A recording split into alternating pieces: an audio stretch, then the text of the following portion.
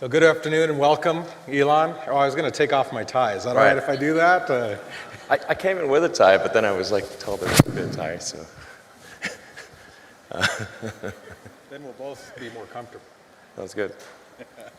Well, thanks for having me. Appreciate your being here today. When I'm with you, it's difficult to know where to start. Let's start just what drives you? What is it that when you wake up in the morning, do you see a problem and you want to solve it? I think the thing that drives me is that I want to be able to think about the future and feel good about that. We're doing what we can to have the future be as good as possible. To be inspired by what is likely to happen, and to look forward to the next day. So that's what really drives me is trying to figure out how to make sure that things are great and going to be so, and that's the underlying principle behind Tesla and SpaceX.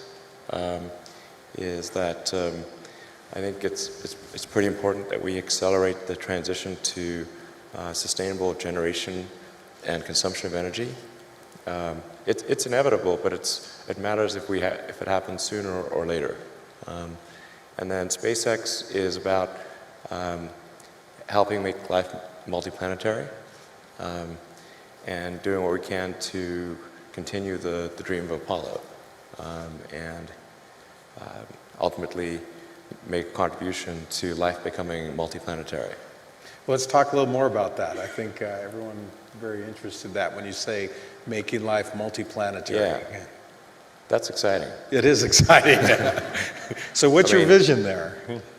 I think, particularly for Americans, think about America is a nation of explorers. People came here from other parts of the world that, chose to give up the known in favor of the unknown. So I think exploration, I think the United States is a distillation of the human spirit of exploration. So that's why it appeals to Americans so much. You can see this when, say, there was a shuttle tragedy and 7 people died. And that's terrible, but a lot of people die all the time. But why do we care so much? Because it was the dream of exploration that was dying along with those people. That's why. No, and I'm one of those, and probably like many of you, remember exactly where you were when that tragedy happened. So you have 30 plus governors here today, and we're very excited about your willingness to be with us. And you hopefully heard me talk a little bit about my initiative, which is being ahead of the curve. What do you tell us as governors? What should we be thinking about in terms of innovation and developing public policy for the future? Well, it sure is important to get the rules right.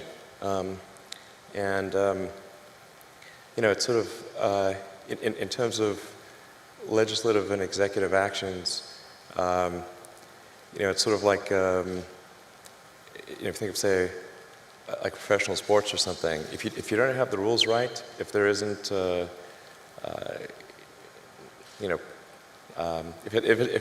the game isn't set up properly, it's not going to be a good game. So it's real important to get the rules right. Now, I think it's worth noting that I think still in the United States the rules are still better than anywhere else.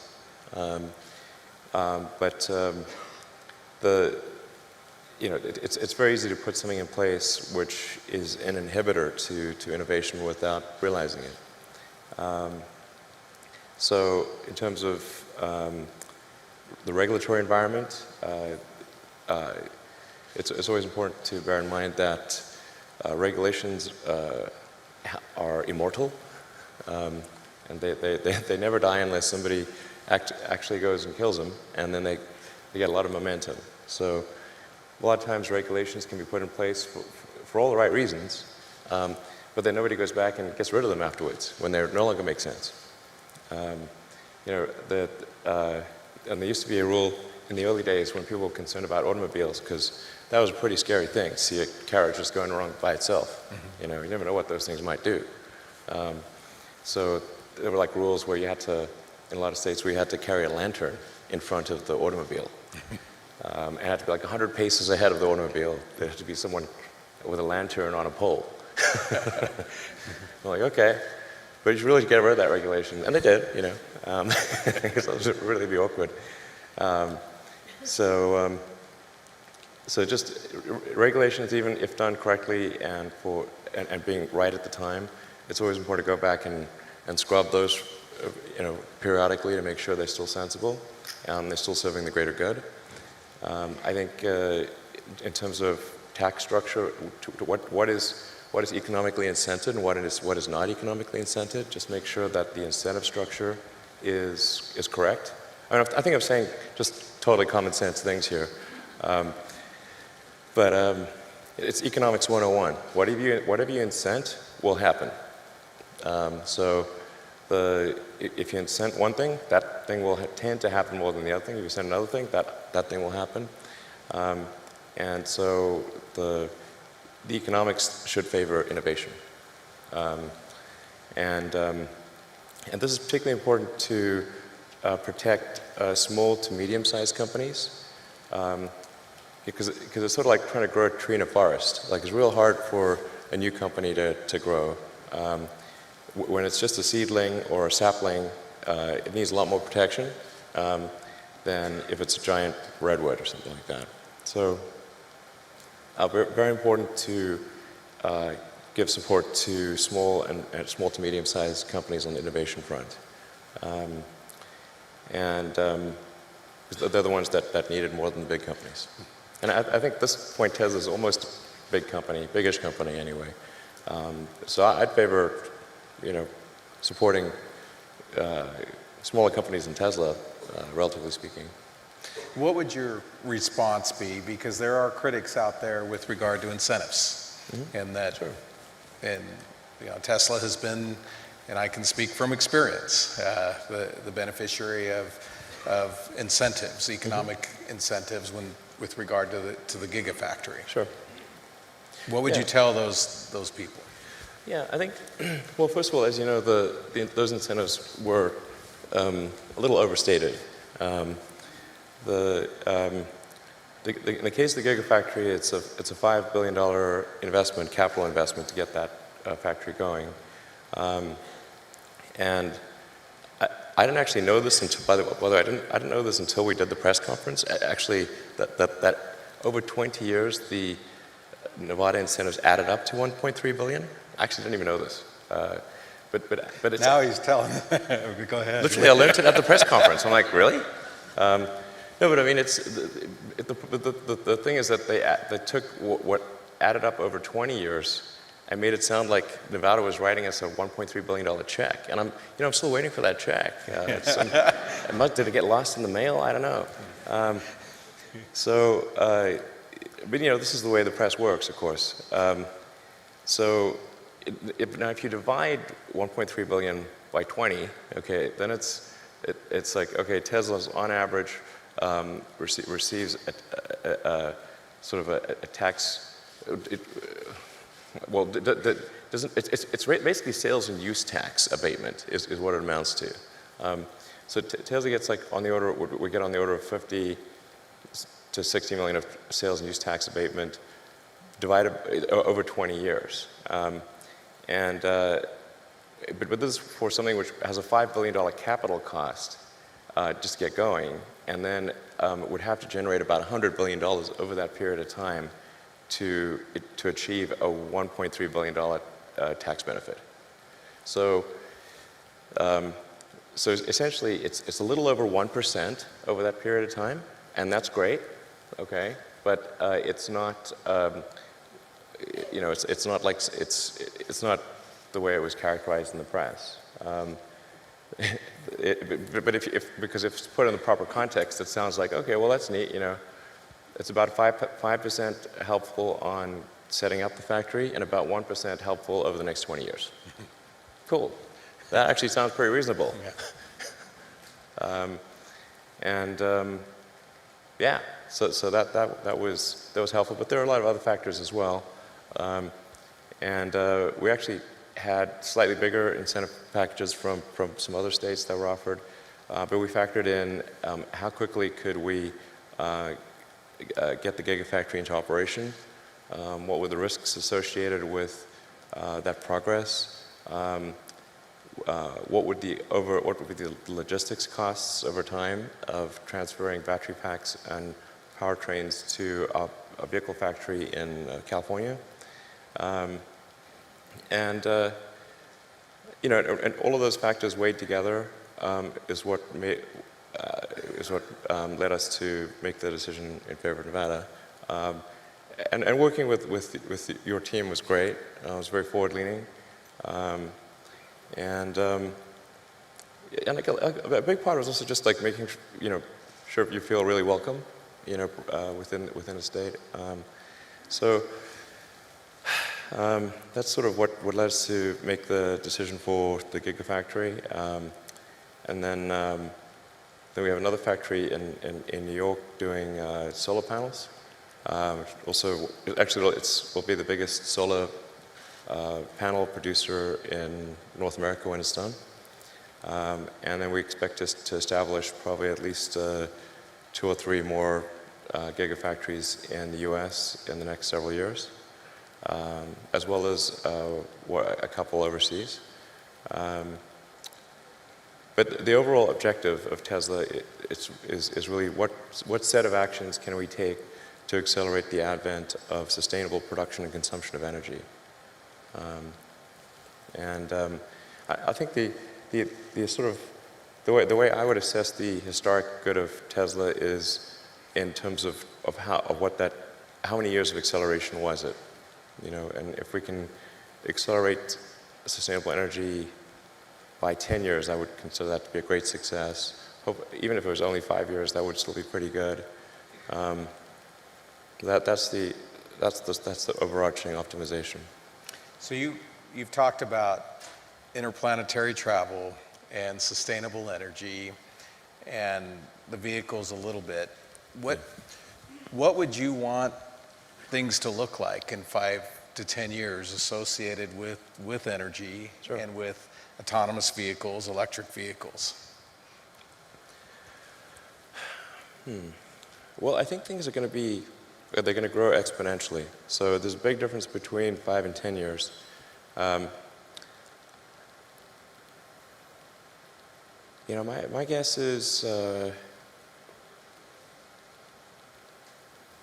probably in 10 years, more than a half of new vehicle production is electric in the United States. And China's probably going to be ahead of that because China's been super pro-EV. I don't think a lot of people know this, but China's environmental policies are way ahead of the U.S. Like their mandate for renewable energy far exceeds the U.S.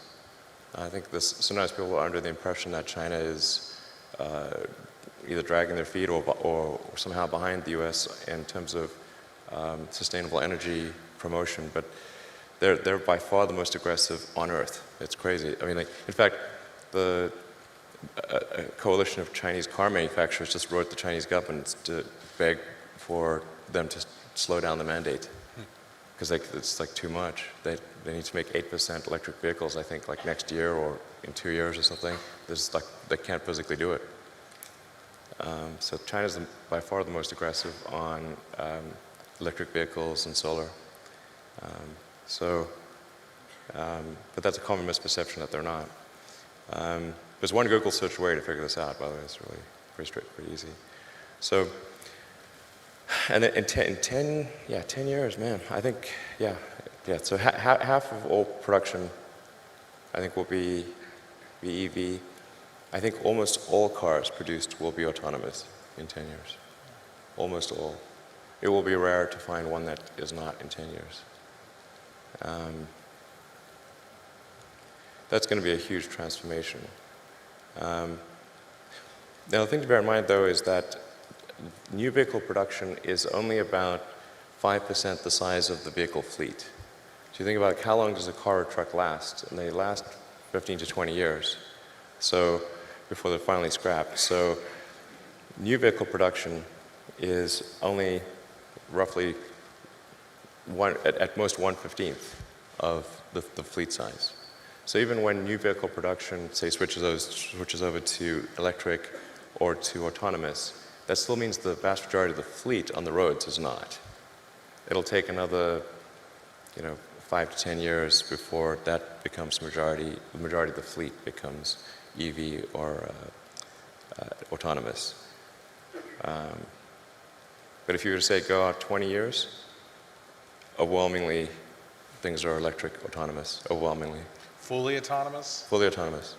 So no one will have to touch the steering wheel if there is one? There will not be a steering wheel. In 20 years, it will be like having a horse.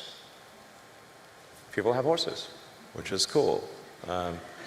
But So having a regular car will be like having a horse. Is that what you're saying? yeah, yeah, and there will be people that have non-autonomous cars, like people have horses.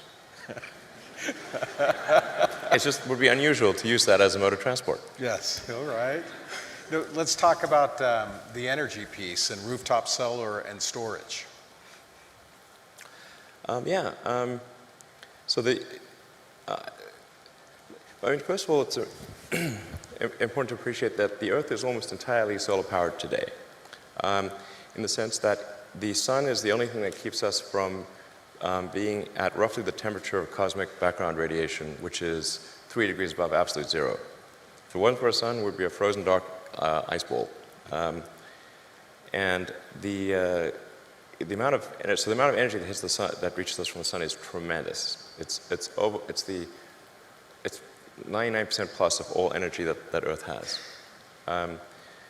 Then there's this energy we need to use to run civilization, which to us is big, but compared to the amount of energy that reaches us from the sun is tiny. So it's very easy. Like, it actually doesn't take much. If you wanted to power the entire United States with solar panels, it would take a fairly small corner of Nevada, Texas, Utah, anywhere. You only need about 100 miles by 100 miles of solar panels to power the entire United States. And then the batteries you need to store that energy to make sure you have 24/7 power is 1 mile by 1 mile. One square mile. That's it. I showed the graph of or image of this where this is what 100 miles by 100 miles looks like. It's like a little square on the U.S. map. And then there's a little pixel inside there, and that's the size of the battery pack that you need to support that. Real tiny. So, Will, you talked about 20 years from now, none of us, well, some people will still be using horses or It won't be zero. Yeah, but It's too rare. So what will the energy piece look like? I mean, what will there be transmission lines? Will there be a need? Yeah, I think there's use of energy is roughly divided into 3 areas, and they're more or less equal at a high level. There's about 1/3 of energy is used for transportation of various kinds. About 1/3 is used for electricity. About 1/3 is used for heating.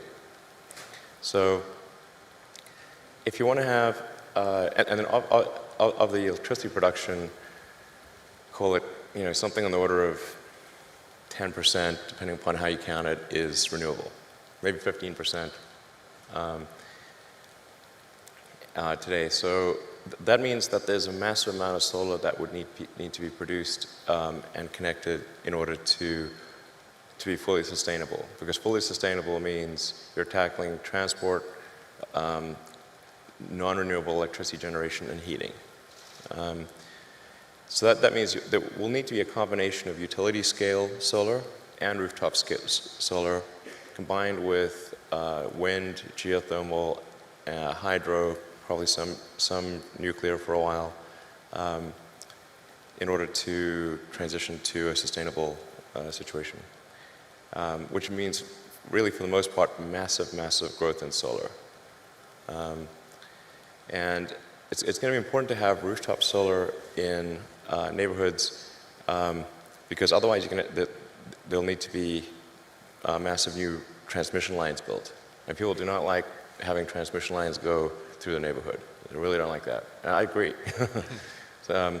So you want to have some localized energy production combined with utility.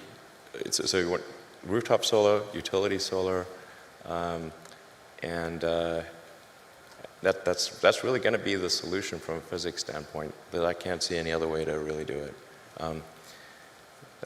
People talk a lot about fusion and all that, but the sun is a giant fusion reactor in the sky, and it's really reliable. It comes up every day. So if it doesn't, we've got bigger problems.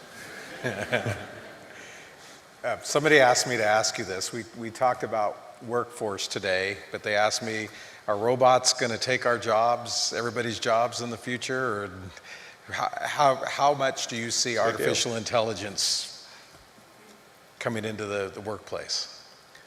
Well, first of all, I think on the artificial intelligence front, I have exposure to the very most cutting edge AI. And I think people should be really concerned about it. I keep sounding the alarm bell, but until people see like robots going down the street killing people, like they don't know how to react, because it seems so ethereal. And I think we should be really concerned about AI, and I think we should. AI is a rare case where I think we need to be proactive in regulation instead of reactive. Because I think by the time we are reactive in AI regulation, it's too late. And normally the way regulations are set up is that a whole bunch of bad things happen, there's a public outcry, and then after many years, a regulatory agency is set up to regulate that industry. And there's a bunch of opposition from companies who don't like being told what to do by regulators. Anyway, it takes forever. That in the past has been bad, but not something which represented a fundamental risk to the existence of civilization. AI is a fundamental risk to the existence of human civilization, in a way that car accidents, airplane crashes, faulty drugs, or bad food were not. They were harmful to a set of individuals within society, of course, but they were not harmful to society as a whole. AI is a fundamental existential risk for human civilization, and I don't think people fully appreciate that. It's not fun being regulated. It's not, it can be pretty irksome, but in the car business, we get regulated by Department of Transport, by EPA, and a bunch of others, and there's regulatory agencies in every country. In space, we get regulated by FAA, but if you ask the average person, hey, do you want to get rid of the FAA and just like take a chance on manufacturers not cutting corners on the aircraft because profits were down that quarter? I was like, hell no. That sounds terrible. So, I think even people who are extremely like libertarian free market, they'd be like, yeah, we should probably have somebody keeping an eye on the aircraft companies, making sure they build a good aircraft and good cars and that kind of thing. So, I think there's a role for regulators. That's very important. And I'm against overregulation for sure. But man, I think we better get on that with AI pronto. And so there'll certainly be a lot of job disruption. Because what's going to happen is robots will be able to do everything better than us. I'm including, I mean, all of us, you know. Yeah, I'm not sure exactly what to do about this. It's like this is really like the scariest problem to me, I'll tell you. Yeah, so I really think we need government regulation here, just to, because this is, you know, ensuring the public good is served. Because you've got companies that are racing, that they kind of have to race to build AI, or they're going to be made uncompetitive. You know, like essentially, if your competitor is racing to build AI and you don't, they will crush you. So then you're like, we don't want to be crushed. So, you know, I guess we need to build it too. That's where you need the regulators to come in and say, hey guys, you all need to really, you know, just pause and make sure this is safe. And like when it's cool and and the regulators are convinced that it's safe to proceed, then you can go. But otherwise, slow down. But you kind of need the regulators to do that for all the teams in the game. You know, otherwise the shareholders will be saying like, hey, why aren't you developing AI faster? Because your competitor is. I'm like, okay, we better do that. Anyway, so it's like, I mean, there's like something like 12% of jobs are transport. Transport will be one of the first things to go fully autonomous. But when I say everything, like the robots will be able to do everything, bar nothing. Let's move back to you're rolling out the Model 3 this year, right? Mm-hmm. And how many orders? What is that going to look like? Yeah, it's gone well on that front. We got, I don't know, more. I think like if somebody orders a Model 3 today, they'd only get it probably late next year. We just started production. Made the first production unit last week. The thing that is not well appreciated about something about cars and any kind of new technology is how hard it is to do the manufacturing. It is vastly harder to do the manufacturing by a factor of 100, like 100, than to make that car, to make one of something. Like, with maybe 50 or 60 people, we could make a prototype of practically anything in 6 months. Now to manufacture that thing, we need 5,000 people to spend, 3 years, and that's considered really fast. So manufacturing does this kind of S-curve where it's excruciatingly slow at first, and then it grows exponentially, but people tend to extrapolate on a straight line. So if it's real slow at first, they say, oh, this is real slow, look at that. They're only going to make 5 cars a week forever. Like, nope. It'll be 10 cars a week, then 20 cars a week, then 40 cars a week, then 5,000 cars a week eventually. It just grows crazy fast. So we're hoping to get to something like 5,000 cars a week by the end of the year. Well, I wanted to give an opportunity for some of the governors to ask questions and perhaps some audience questions. I was told that you'd be willing to do absolutely. that. Great. So, governors, any questions for Elon?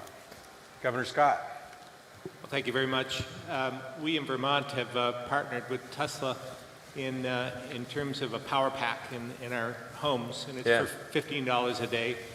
You can rent this for 15 years, and it'll carry power as a backup generation device for 12 hours, and it's been really, really interesting from my perspective.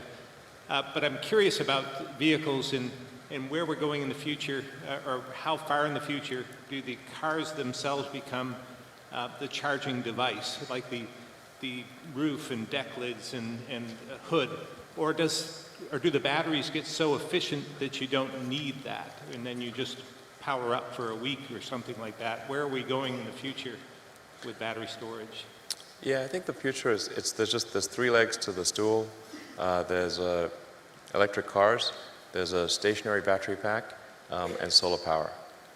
With those three things, you can have a completely sustainable energy future. That's all that's needed.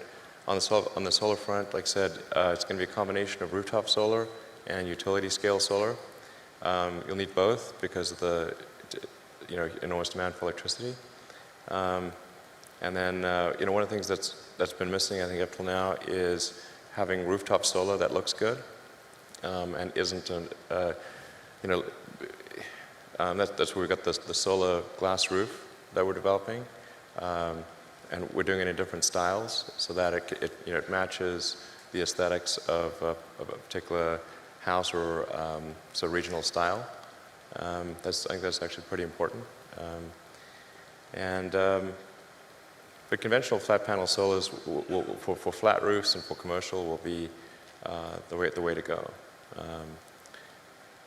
But yeah, and putting solar panels on the car itself, not that helpful because the actual surface area of the car is not very much, and cars are very often indoors, and so it's the least efficient place to put solar is on the car. Just wondering about maybe a wrap of some sort. Does that make any sense in the future? Like a wrap of solar around either a building made of a solar panel or a wrap of a vehicle actually being the solar panel, but being the components of the vehicle itself? I don't think so. I'll scrap that idea. No, it's just way better to put it on the roof, for sure.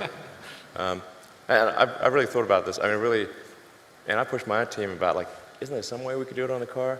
I mean, technically, if you had like some sort of transformer-like thing which will pop out of the trunk like a hard-top convertible and just like ratchet solar panels over the whole surface area of the car, extending like for the entire, say, square footage of a parking space, provided you're in the sun, that would be enough to generate about 20 to 30 miles a day of electricity, but that is for sure the expensive, difficult way to do it.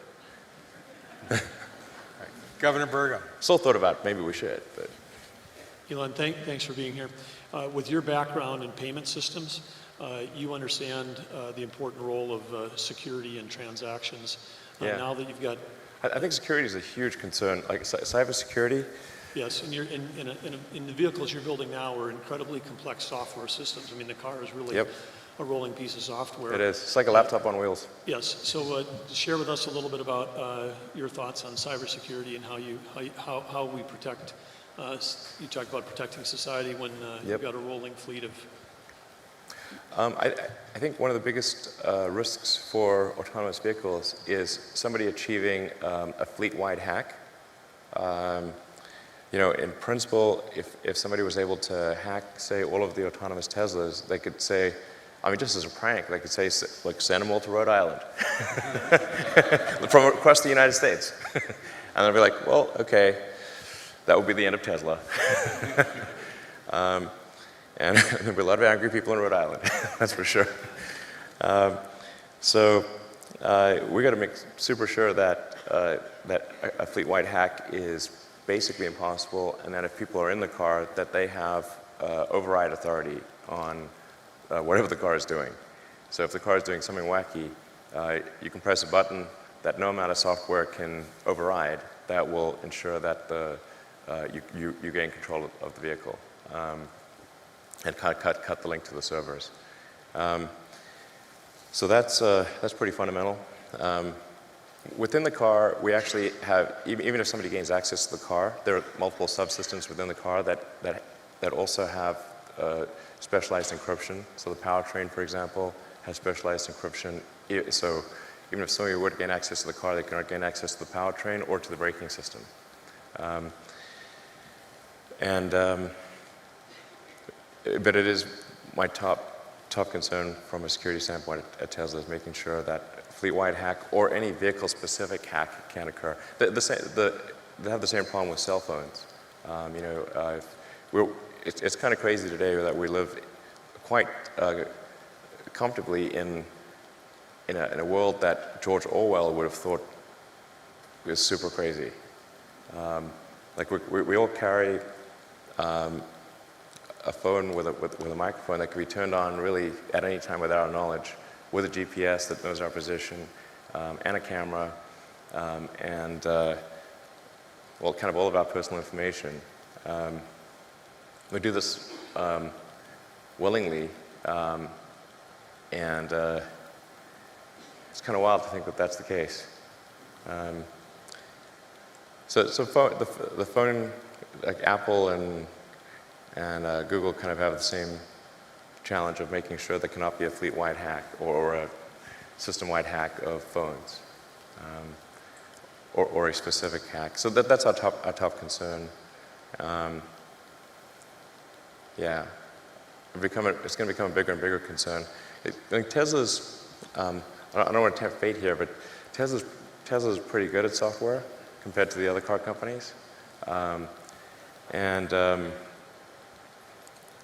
I think it's going to be a bit like an even bigger challenge for the other car companies to ensure security. Yeah. Thank you. Governor Dugard. Thank you, Governor. Mr. Musk, thank you for speaking to all the governors today. It's an honor to have you here. One question I had, we saw when gasoline prices went to $3.50 a gallon, there was a big jump in interest in hybrid vehicles, sure. and you saw those vehicles become very much in demand, and then as gasoline prices have fallen, you've seen a reversal of that. And I'm wondering to what extent you have a concern about the future of electric vehicles in the face of those very low prices. Can you speak to that? Well, the economics, they kind of set the slope of the curve. So there's no question in our mind whatsoever that all transport, with the ironic exception of rockets, will go fully electric. Everything, planes, trains, automobiles, well, a lot of trains are already electric, all ships, but it's a question of what that time frame is. And the economic incentive structure drives that time frame. That's really what it amounts to. And the big challenge is that there's an unpriced externality in the cost of fossil fuels. So the unpriced externality is the probably weighted harm of changing the chemical constituency of the atmosphere and oceans. Since it is not captured in the price of gasoline, it does not drive the right behavior. It would be like if tossing out garbage was just free, and there was no penalty. You just do as much as you want. Then, like, streets would be full of garbage.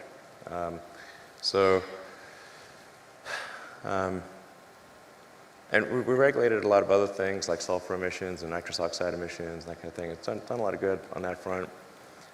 With CO2, it's tough because there's so many vested interests on the sort of fossil fuel side. And sometimes I feel like those guys feel like kind of hard done by because it wasn't obvious, like when they were creating their oil and gas companies, that it would be bad for the environment. And they worked really hard to create those companies.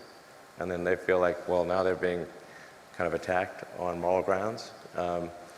When they didn't originally start those oil companies or build them up on bad moral grounds. And it is true that we cannot instantaneously change to a sustainable situation. But then those guys will also fight pretty hard to slow down the change. And that's really where I think is morally wrong. Go to Governor Bevin and then Governor Hutchinson. Then we'll take a couple, and then Governor Hickenlooper, and then we'll take some audience questions. Governor Bevin. Elon, thank you for being here. Short version of the question, and then slightly longer. The short version is, do you ever feel pressure by others' expectations of you and your endeavors in light of the progress you've made thus far, is the short version. And more specifically, when you look just at Tesla alone, and you look at a company with a $54 billion valuation, Right. and seemingly by typical market metrics, no justifiable reason for that. What are you saying? I'm just saying, I'm Sir, curious. sir. I'm just, in all seriousness, do you feel a concern ever that your intellect and your intellectual curiosity and your ingenuity cannot be matched by those that are trying to commercialize it? Does that ever affect how you think or decisions that you make? Well, it is actually, I find it quite tough when there are very high expectations. I try to actually tamp down those expectations as, to be possible. In fact, I've gone on record several times as saying that the stock price is higher than we have any right to deserve. And that's for sure true based on, where we are today and have been in the past. So the stock price obviously reflects a lot of optimism about where Tesla will be in the future. And now the thing that makes that quite a difficult emotional hardship for me is that those expectations sometimes get out of control. And I hate disappointing people, and so I'm trying real hard to meet those expectations, but that's a pretty tall order. And a lot of times it's really not fun, I have to say. A whole lot less fun than it may seem. So, yeah. I mean, I don't ever sell any stock unless I have to for taxes. So, I've said publicly, I'm not going to take money off the table. I'll be last. I'm going down with the ship. So I'll be the last to do it. Yeah, I mean, it's. Oh, I really wouldn't recommend anyone start a car company. I really wouldn't recommend it. It's not a recipe for happiness and freedom. Thanks, Governor Bevin. Governor Hutchinson. Mr. Musk, Asa Hutchinson from Arkansas, thank you for your frank observations about exploration. I look at the spirit of invention and the spirit of exploration, which is really the hallmark of America. What is your comment on NASA, its mission? I was in Congress, I supported NASA, but I always feel like it's floundering, does not have the support of the American people that's needed. What's your comment on NASA, its mission, and what advice would you give us? Sure. Well, first of all, I should say I'm a big fan of NASA. In fact, at one point, my password was "I love NASA." Literally, that was my password. I think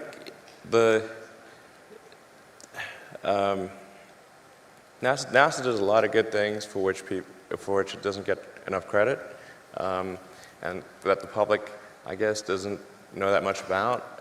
Most members of the public, they're not really into hard science. It's not the thing they're tuning in for most of the time. I love hard science, but it's not that popular. So, but there's great things in terms of the telescopes like the Hubble and the James Webb and the rovers on Mars, and the probes to the outer solar system. Those are all really great things. But to get the public excited, you got to get people in the picture. It's just 100 times different if there are people in the picture. If there's some criticism of NASA, it's important to remember people in the picture. If you want to get the public support. If you talk to a scientist about that, they said well, where's the science in that? You're not getting it. It's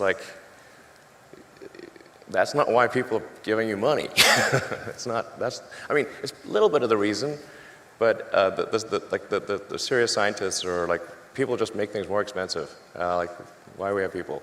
Okay, well, why do we have people at all? Or anywhere?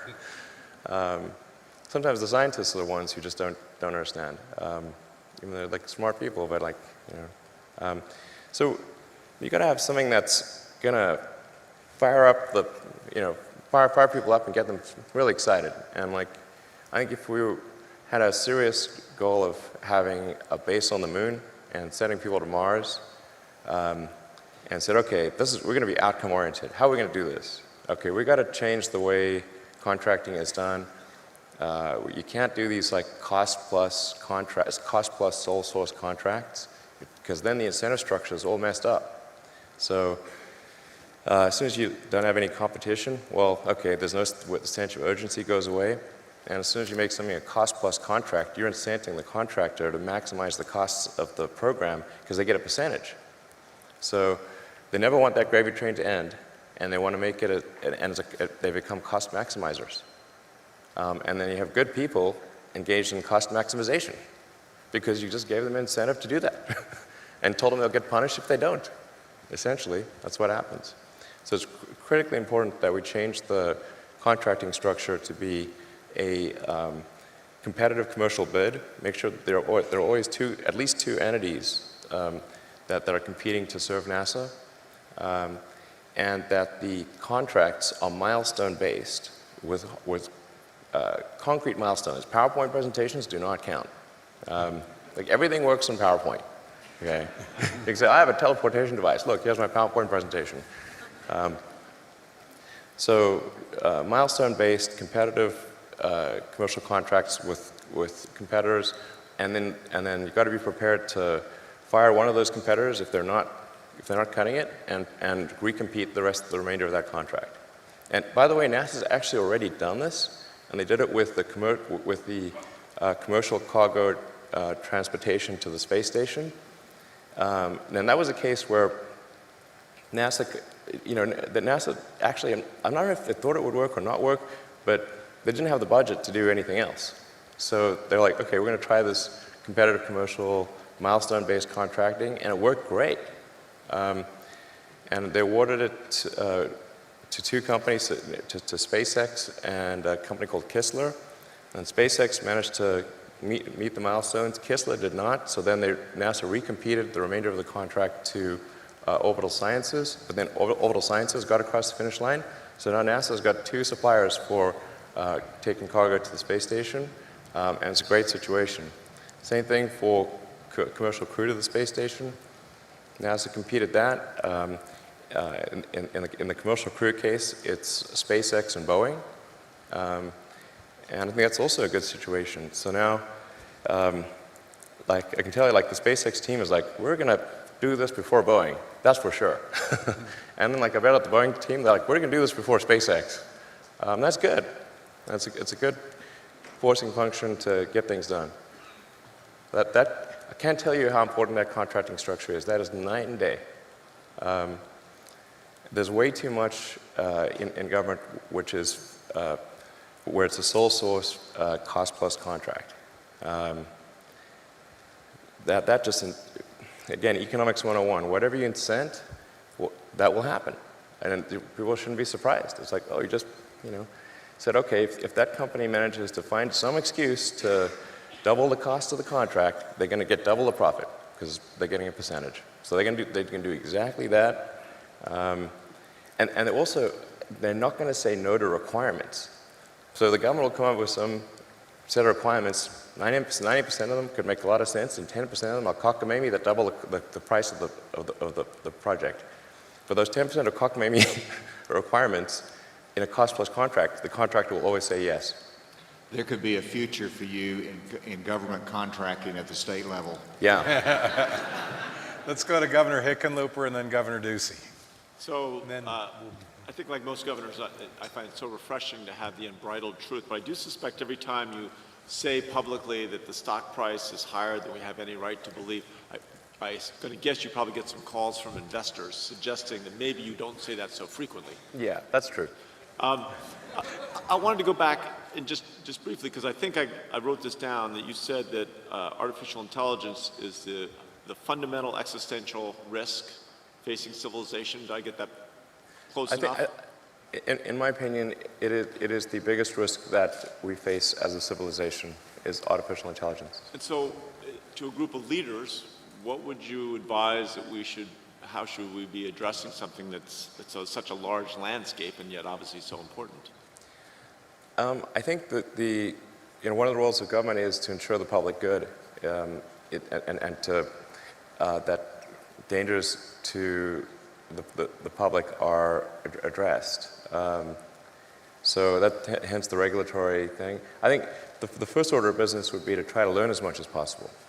To understand the nature of the issues, to look closely at the progress that is being made, and the remarkable achievements of artificial intelligence. Last year, Go, which is quite a difficult game to beat, that people thought would never be beaten with by a computer, that a computer would either never beat the best human player or that it was 20 years away. And last year, AlphaGo, which was done by DeepMind, which is a kind of a Google subsidiary, absolutely crushed the world's best player. And now it can play the top 50 simultaneously and crush them all. So, just like that pace of progress is remarkable. And you can see more and more coming out. I think the robotics, you can see robots that can learn to walk from nothing, within hours, like way faster than any biological being. But the thing that's most dangerous is, and it's the hardest to kind of wrap, kind of get your arms around because it's not a physical thing, is kind of a deep intelligence in the network. You say, well, what harm could a deep intelligence in the network do? So, well, it could start a war by doing fake news and spoofing email accounts and fake press releases, and just by manipulating information. The pen is mightier than the sword. As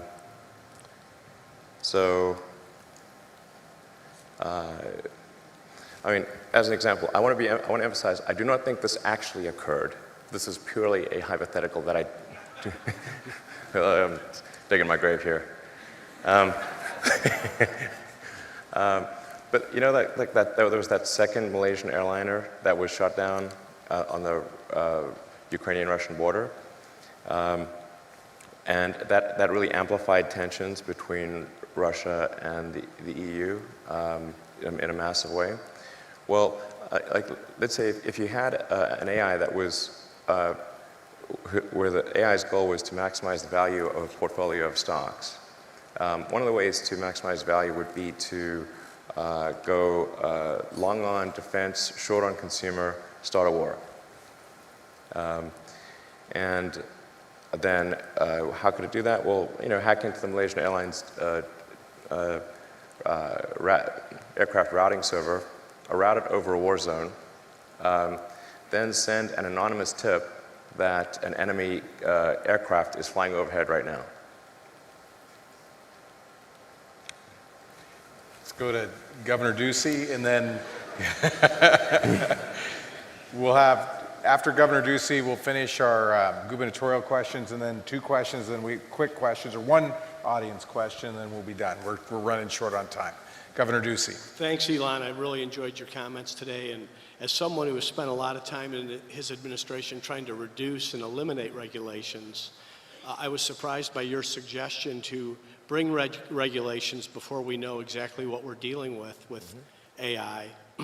And I've heard the example used, if I were to come up with a colorless, odorless, tasteless gas that was explosive, people would say, well, you have to ban that, and then we'd have no natural gas. So you've given some of these examples of how AI can be an existential threat, but I still don't understand as policymakers what type of regulations beyond slow down, which typically policymakers don't get in front of entrepreneurs or innovators. Well, I think the first order of business would be to gain insight. Right now, the government does not even have insight. And I think the right order of business would be to stand up a regulatory agency, initial goal, gain insight into the status of AI activity, make sure the situation is understood. Once it is, then put regulations in place to ensure public safety. That's it.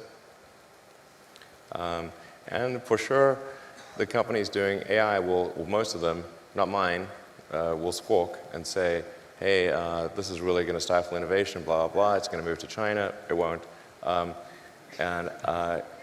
it won't, because has Boeing moved to China? Nope. They're building aircraft here. Same on cars. And so the notion that if you establish a regulatory regime, that companies will just simply move to countries with lower regulatory requirements is false on the face of it, because none of them do. Unless it's really overbearing, but that's not what I'm talking about here. I'm just talking about, making sure that there is awareness at the government level.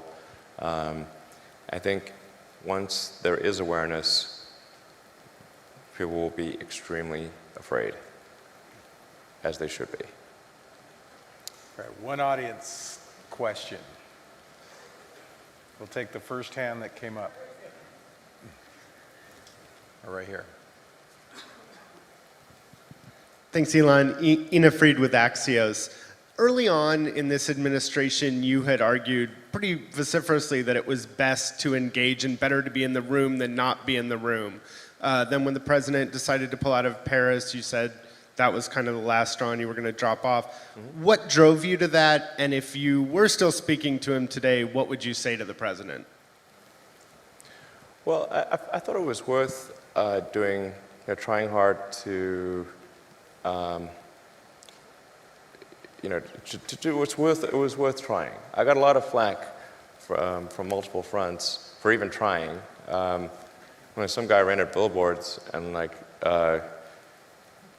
attacking me and full-page ads in the New York Times and whatnot, just for being on the panel, and in every meeting I was just trying to make the arguments in favor of sustainability, and sometimes other issues, like we need to make sure that our immigration laws are not unkind or unreasonable, did my best. And I think in a few cases I did actually make some progress, which gave me some encouragement to continue. But then I just really think that the Paris Accord, man, if I stayed on the councils, then I'd be essentially saying that wasn't important, but it was super important, because I think a country needs to keep its word.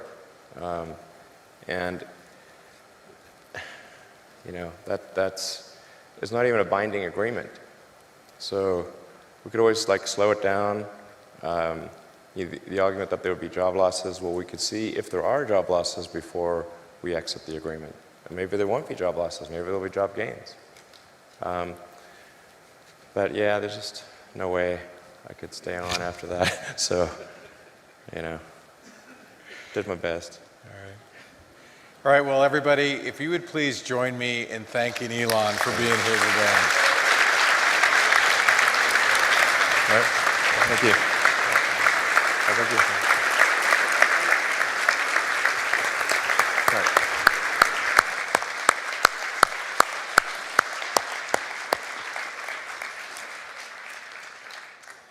Well, that was a treat, wasn't it? Well, ladies and gentlemen, this brings us to the conclusion of our meeting. Again, I wanted to thank our former chair, Governor McAuliffe, Governor Raimondo, for hosting us, all of you who've supported this organization. We will see you in Washington, D.C. in February. God bless all of you. Thank you for being here. Our meeting is adjourned. Thank you.